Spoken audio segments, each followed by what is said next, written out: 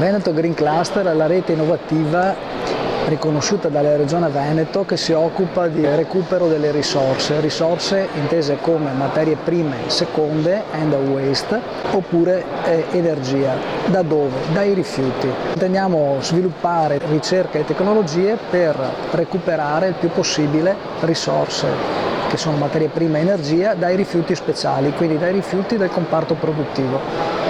Vogliamo replicare quello che 30 anni fa è stato un successo della Regione Veneto nell'ambito dei rifiuti urbani, che è riuscita a smarcarsi rispetto a tutta Italia e tutta Europa, avendo degli indici di recupero molto interessanti che adesso ci fanno vedere alle vette praticamente delle classifiche. I comuni ricicloni sono i comuni del Padovano, del Vicentino, del Veneto in generale, e arrivano fino all'80% e superano l'80% di recupero delle risorse.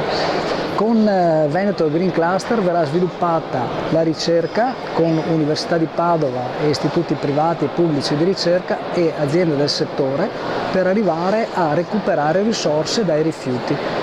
E questa è una cosa che aiuta l'ambiente sicuramente e aiuta anche il tessuto produttivo veneto, perché riuscirà sicuramente in questo intento a recuperare più risorsa dai rifiuti.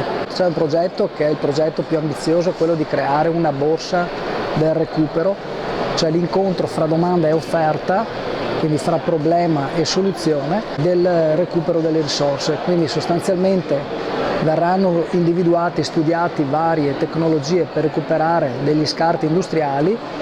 Quando ci sarà la tecnologia più appropriata e i processi verranno codificati, ci sarà la possibilità di riutilizzare dei rifiuti che oggi vanno comunemente in discarica.